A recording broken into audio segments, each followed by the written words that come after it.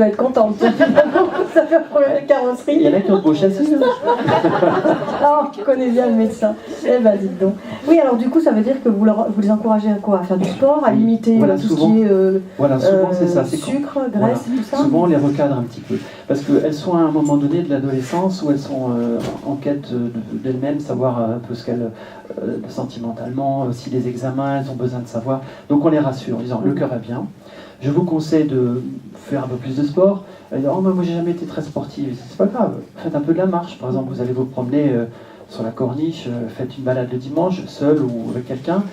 Il y a un but. Par exemple, faites une photo, allez voir un parc ou allez vous oxygéner, parce que finalement, si vous sentez votre cœur battre, palpiter, c'est peut-être parce qu'il a envie de bouger, de sortir de la cage thoracique. C'est peut-être ça le problème. Alors, donne les conseils. Excusez-moi, j'allais juste venir sur l'idée. Et c'est surtout les jeunes femmes ou vous avez aussi des jeunes plus. Alors, ce profil, c'est beaucoup les jeunes femmes, des adolescentes. Et les hommes, ils viennent quand alors? Ils viennent un peu plus tard. Alors souvent les hommes...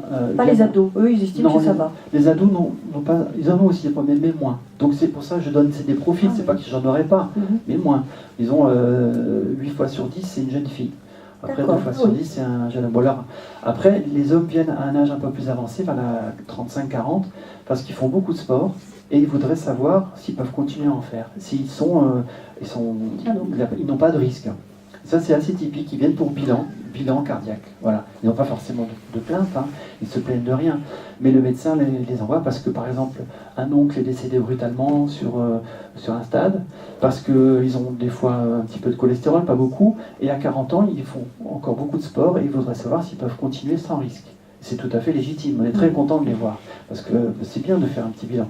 Alors, on fait l'examen aussi, électrocardiogramme, tension, on regarde un peu la prise de sang, on les laisse un peu s'exprimer. Et souvent, ça se termine alors avec un test à l'effort, ce fameux test sur le tapis roulant ou sur le vélo, où on explore un peu le versant des coronaires, voir si les artères sont bien. Alors là, les patients, pas les jeunes hommes, mais à un âge un peu plus avancé, ils ont peur de cet examen, ils pensent qu'on va les juger, alors qu'ils ne vont pas y arriver. Parce qu'on dit test d'effort, mais le terme n'est pas bien choisi. Les Anglais ils disent exercise test. C'est un test d'exercice, c'est-à-dire on va accélérer un peu le cœur. Alors les gens disent, mais docteur, je risque de faire un infarctus en faisant le test d'effort. Je dis, mais écoutez, vous risquez rien. Ça se passe dans un milieu cardiologique, dans une clinique, dans un hôpital, on est à côté, et on surveille.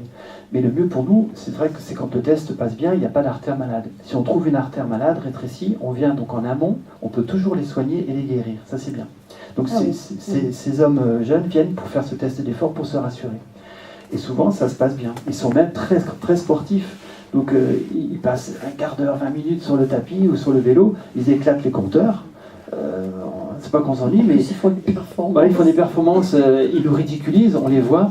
À la fin, lorsque le test est terminé, à peine terminé, il s'essuie, docteur, j'ai fait combien en puissance en watts? Alors je dis, oui, vous avez fait, c'est pas mal. Alors ils veulent qu'on parle, qu'on les formidable, ça fait un fan club. Là, la médaille ou le diplôme. Il dit, et mon copain Jojo, il avait fait combien la semaine dernière? Je dis, je sais pas, c'est bien aussi. Est-ce que j'ai fait mieux?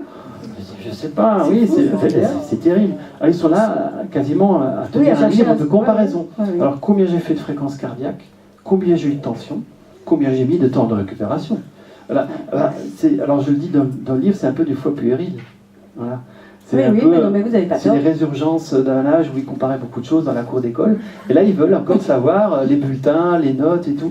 Bon, c'est un peu, entre guillemets, rigolo. C'est pas des malades, finalement. C'est pas des malades. Enfin, ils ne sont pas malades du cœur. Peut-être qu'ils sont pas malades d'ailleurs. Pour nous, c'est des patients. C'est légitime de leur faire un test. On est très content de les voir et content de leur dire tout va bien, continuez. Mais eux, ils en attendent plus. Ils veulent qu'on leur donne une sorte d'encouragement. Voilà, et aussi des bons points, des bonbons, des chocolats pour leur dire formidable, continuez comme ça. C'est extra, c'est extra. Alors ceux-là, j'ai aussi des anecdotes assez drôles dans le livre. Qui viennent, ils ont la tenue de combat des pieds à la tête. Hein. Ah oui, non, mais ça c'est certain. Ah oui. Ils viennent pour faire le test à l'effort. Alors ils ont le super t-shirt de l'OM, ils ont le short de la NASA, je le marque aussi. Alors ils ont le cardio-fréquence-mètre. Oui. On en voit de plus en plus courir avec ça. Hein. Des derniers cris, des machins Wi-Fi Bluetooth, et ils le mettent pendant qu'on fait le test aussi. Pour voir si l'appareil fonctionne. Ah, formidable. C'est génial. Parce que chez eux, ils tiennent ça sur l'ordinateur. Ah oui, faut savoir, hein. Ils ont les carnets de sport. Hein. Alors ça, c'est des obsessionnels. Ah c'est oui, un peu oui, trop. Alors il y a aussi une croyance, peut-être le public ne le sait pas. Les gens ils disent voilà, combien je peux faire de fréquence cardiaque à l'effort. J'ai un cardiofréquence mètre chez moi. Est-ce que je peux faire 200? Parce que des fois je monte à 200 de pulsations. Est-ce que je peux? C'est pas dangereux. Alors je leur dis, alors s'ils ont l'âge où on peut faire des problèmes cardiaques, il faut leur faire le test d'effort. Donc là on peut déjà mieux voir jusqu'où ils peuvent monter. Mais si, admettons le test d'effort, ils peuvent monter jusqu'à 160 de pulsation et ça se passe bien parce qu'après ils sont fatigués, ils transpirent, ils ont mal aux genoux, ils ne peuvent plus le faire. Je dis très bien, vous avez fait ce que vous avez pu au test d'effort, votre cœur va très bien. Et ils me disent, mais est-ce que je peux faire 170 si je suis par exemple en train de monter le Pharon avec le vélo? Alors, ou un autre col. Je leur dis, mais il n'y a pas de problème. C'est pas à 160 ça se passe bien et à 161 c'est fini, je tombe. C'est pas mécanique comme ça. Vous voyez, je leur dis, si le cœur il est bien, ça va rester, il va être bien aussi pour cette fréquence. Je vous conseille de toute façon de ne pas continuer à ce que votre cœur batte à 160. C'est pas parce qu'il va canner, mais c'est parce que vous allez vous épuiser pour rien. Mais oui. Il n'y a pas un bon rendement. Donc il vaudrait mieux qu'ils fassent, mettons, 2 heures de vélo à 120 pulsations, plutôt que 10 minutes à 160, et après ils sont crevés, ils ne peuvent plus rien faire. C'est pas ça le bénéfice. Donc il ne faut pas en avoir peur. Et en plus, ces cardiofréquences mètres, c'est très bien, mais c'est aussi des arguments de vente, c'est le marketing. C'est une fréquence maximale théorique, FMT. Hein. C'est la théorie. Ça a été fait dans les années 60 par les Américains pour donner à leur cardiaque une notion, vous dire jusqu'où ils peuvent aller, pour les cadrer, pour après que l'examen soit comparable. Mais ça n'a pas une valeur dogmatique pour les gens qui sont en bonne santé. On conseille 220 moins l'âge, mais si on va au-delà, c'est pas grave. Une fois que le test d'effort a démontré qu'ils ne sont pas cardiaques, eh ben, vogue la galère, ils font ce qu'ils veulent. Hein. Ils verront déjà de toute façon qu'ils sont limités. Pas par le cœur, la respiration, la transpiration, les muscles. Voilà, la nature est bien faite. Hein. Ils sentiront déjà les limites. C'est sûr. Voilà un petit peu. On se rend compte quand on veut suivre des sportifs qui sont meilleurs que nous. Non mais c'est vrai. Voilà, L'Alpe d'Huez, 21 virages, moi j'ai fait le deuxième, j'ai fait demi-tour, je les ai fait continuer tout seul. C'était suffisant pour moi. Hein. La descente est quand même pas mal. Elle est plus sympa, oui. Elle est dangereuse en même temps, hein, parce que c'est assez. Mais elle est sympa, effectivement. Mais alors justement, vous avez prononcé un mot tout à l'heure, le mot cholestérol, parce que c'est quand même là-dessus qu'on a pas mal de. On nous parle tout le temps de notre cholestérol. C'est dans l'air du temps. Et alors, c'est vraiment lui l'ennemi? Ça en fait partie, ça fait partie avec les facteurs de risque comme le diabète, la tension, le tabac. Mais là, on s'est focalisé sur le cholestérol parce que certains ont dans la ligne de mire une certaine classe thérapeutique qui, soi-disant, n'est pas efficace, ne servirait à rien. Si le cholestérol, c'est un tueur, si, il faut le dire, on ne peut pas vivre avec du cholestérol élevé. Et pour preuve, tous nos patients jeunes qui ont des hypercholestérolémies familiales, c'est-à-dire génétiques, ils n'y peuvent rien. C'est que même à un âge très, très précoce, avant 20 ans, ils ont déjà des dépôts de cholestérol sur les yeux ou sur les tendons, et à 30 ans, ils peuvent faire un infarctus à cause du cholestérol. Alors comment nier l'effet néfaste du cholestérol dans ces cas-là? Je trouve que c'est une insulte envers ces gens, de dire que le cholestérol, c'est pas grave. C'est pas vrai. Il y a des niveaux, et chaque personne a droit à son niveau en fonction de son niveau de risque. Voilà. Et c'est pour ça que l'on adapte le traitement du cholestérol de manière personnelle. Alors, des fois, les patients ils viennent, ils disent, voilà, docteur, moi j'ai 2,50 g de cholestérol, je n'ai pas de traitement, mon voisin, il a la même chose, il a un traitement. Pourquoi? Des fois, un peu vindicatif, mais pourquoi? Voilà, alors je leur dis, mais c'est parce qu'il n'a pas le même niveau de risque. Exactement. Mettons qu'il ait aussi du diabète, ou dans sa famille un infarctus très précoce, alors lui, il a un risque de faire un infarctus. Donc moi, je vous conseille, monsieur, de baisser votre cholestérol avec un médicament. Mais vous n'en avez pas, vous êtes sportif, personne dans votre famille n'a fait d'infarctus, on peut surveiller sans traiter. Donc il ne faut pas opposer un même chiffre de cholestérol avec deux personnes en disant que l'un il a droit à un médicament, l'autre pas, et c'est une injustice. Non, après ça peut se réévaluer. Au bout de 6 mois, 1 an, on peut revenir là-dessus. Donc ce qui est important, c'est vraiment d'avoir un dialogue avec son patient. C'est pour ça que certains livres qui disent le cholestérol c'est mauvais, non c'est pas si mauvais que ça, et les médicaments c'est mauvais. Ah, ça dépend pour qui. Voilà. Il faut être Cette semaine, là, il y a eu vous avez certainement entendu, là, un spécialiste en cardiologie qui a dit le cholestérol, finalement, c'est pas si mauvais que ce qu'on pouvait penser. Et c'est vrai qu'il faut quand même souligner ça. On est tous différents, donc on n'est pas égaux devant la maladie.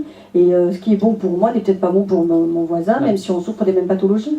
Et ça, on l'oublie. Hein. Ce qu'il faut voir, le cholestérol seul, c'est un facteur de risque, mais c'est surtout la combinaison d'autres risques qui est dangereuse. C'est quand on a déjà fait un accident cardiaque ou quand on est diabétique, on a un risque supplémentaire. Donc il ne faut pas laisser filer le cholestérol, il faut le maîtriser. Mais comme ça, de but en blanc, quelqu'un qui a un cholestérol élevé et qui n'a pas d'autres risques, on va lui fiche la paix. C'est là qu'il faut avoir un peu de lucidité et il ne faut pas mettre tout le monde dans le même sac en disant on va vous donner un traitement. Donc vous voyez, par rapport à certains... Nous, on soigne des malades. On n'est pas à l'encontre d'une classe en disant ça c'est très mauvais et ça c'est très bon. Non, on soigne des malades. Si lui il en a besoin parce qu'il a fait un infarctus, eh ben on va lui baisser son cholestérol et là, chaque outil pour le baisser est utile. L'alimentation, l'activité physique et les médicaments si nécessaire. Mais on n'est pas tout médicament. Mais quand il y a besoin de prendre des statines, eh ben, il faut y aller. Exactement. Voilà. Moi, je compare. Beaucoup de patients ces derniers temps m'ont demandé qu'est-ce que vous pensez de la polémique sur les statines, hein, ces fameux, vous savez ce que c'est les statines? C'est les médicaments qui baissent le cholestérol. Ils sont très puissants, mais dans certains cas, ils sont mal tolérés. Alors, les gens me disent est-ce que c'est bien? Est-ce que c'est utile ou pas les statines? Je dis bah écoutez, c'est simple, les statines, il faut les donner à des gens qui en ont besoin. Voilà, ça peut être dangereux et encore pas trop, mais à ceux qui en ont besoin. C'est comme si vous voulez vendre une voiture à un piéton. Voilà. Il est au centre-ville, il fait ses courses, il n'a pas besoin de voiture. Ça pollue, c'est cher, ça peut être dangereux. Il n'en a pas besoin. Mais celui qui va bosser à Nice ou à Marseille, bien sûr, ça va lui rendre service. Quand bien même, il y a 4000 morts par an sur la route. Il est prêt à prendre ce risque parce que le bénéfice est au bout. Eh ben, c'est pareil, les statines. Il faut les donner à des gens qui en ont besoin. Il y a des risques, pas beaucoup, il n'y a pas 4000 morts par an. Il y a quelques risques, mais pour le bénéfice qui est au bout, eh ben, ça vaut le coup de les prendre. Voilà un peu l'opinion que je peux donner s'il y a une comparaison à faire. Alors justement, vous avez prononcé le mot mort. Est-ce que les gens parlent de la mort avec vous? Pas beaucoup. Oui. Pas beaucoup. Pas beaucoup. Et j'ai essayé d'éviter quand même le terme de mort.